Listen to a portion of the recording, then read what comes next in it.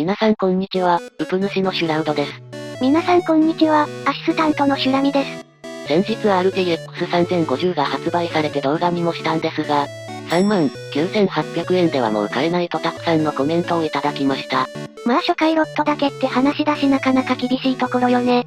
ということでグラボ高等科の中の救世主はこいつしかいないかなと思い、今回は再度こちらの RX6500XT の検証をしていこうかなと思います。まあ RX6500XT の動画はすでに出しているので、こちらも参考にしていただければと思います。で、今回なんですが、前回まではこちらのインテル Core i3-12100F で、全て検証をしていました。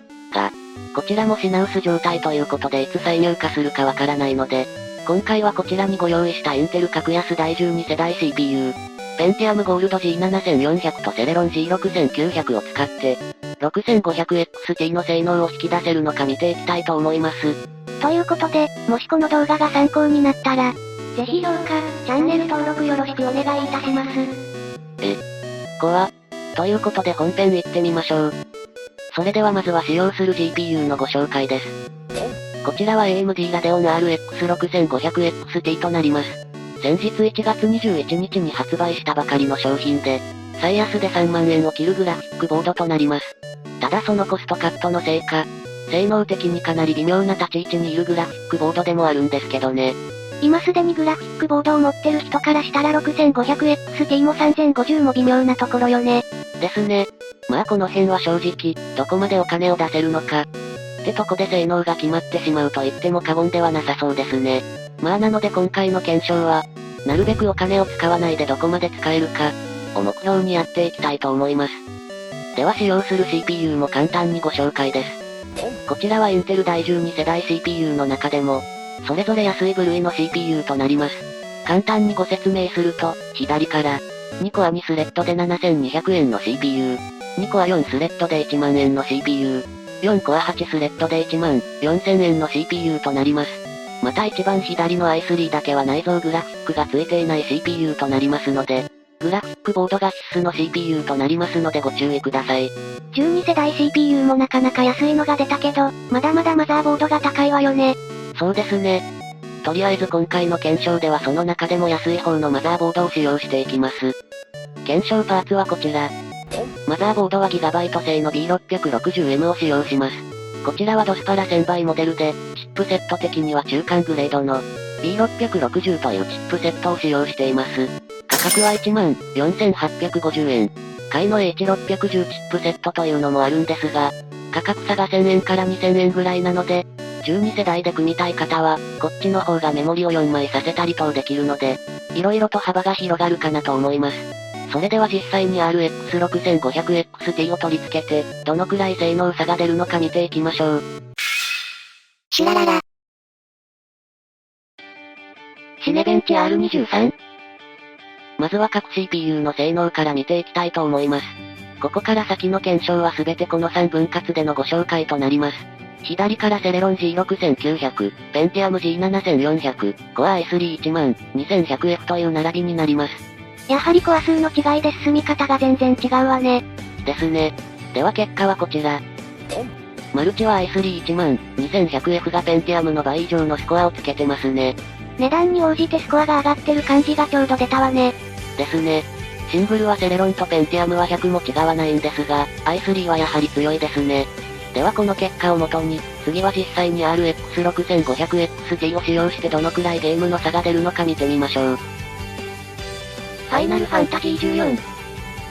続いて FF14 ベンチマークもやってみました。設定はフル HD の最高設定で行いました。FPS の数値を見ている限りそこまで大きな差はない感じですかね。ただ、CPU の使用率がペンティアムと i3 は余裕があるんですが、セレロンはかなりカツカツといった感じでしょうか。確かに2コア2スレッドはかなりきつそうね。では結果を見てみましょう。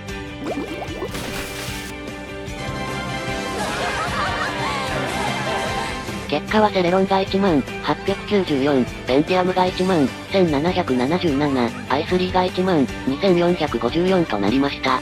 平均フレームレートはそこまで差がないのに、スコアは結構違いましたね。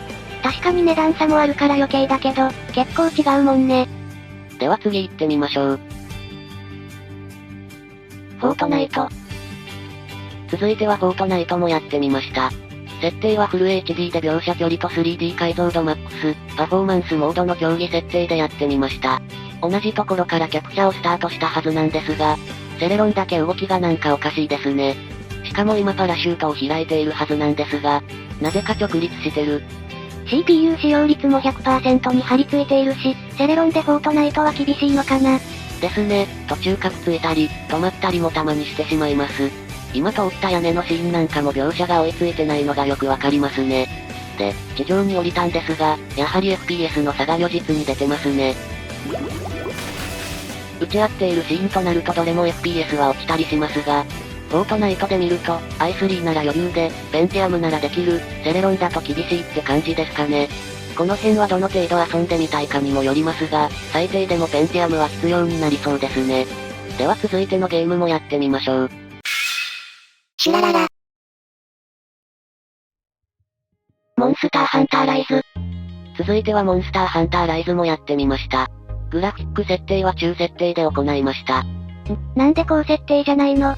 一応 RX6500XT が低から中設定を対象としたグラフィックボードということで、今回は中設定でやってみました。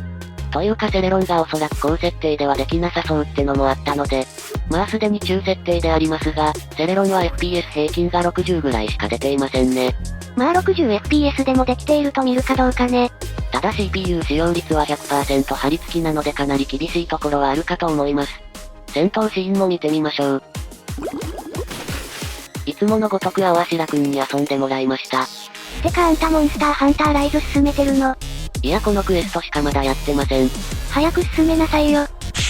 で、実際にゲームをやってみた感想ですが、ゲーム自体はどれでもできました。ですが、セレロンはやはり余裕が欲しいなと思ったので、やるんであればペンティアム以上は必要かなと思いました。やはり2コアにスレッドではきつい部分があるわね。では最後にいつものも検証してみましょう。あれね。あれです。Apex Legends。まずはグラフィック設定はデフォルトでやってみました。訓練場をまず走ってみます。こちらはどちらかといえばグラフィックボードの方が性能的にきつい感じがしてますね。ただセレロンはこれでも 100% 近く使用しています。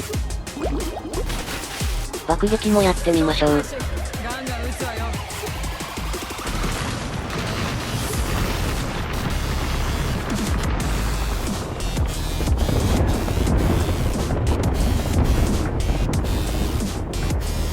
あまり大きな差はありませんでしたね。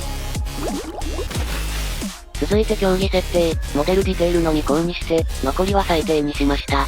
この設定だとセレロンが1人 FPS が落ちているのがよくわかりますね。ペンティアムと i3 は150以上は常に出てるようです。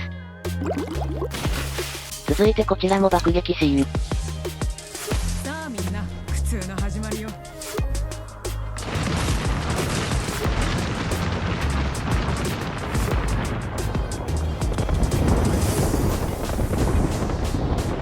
まあ結局どれも落ちてしまいますね。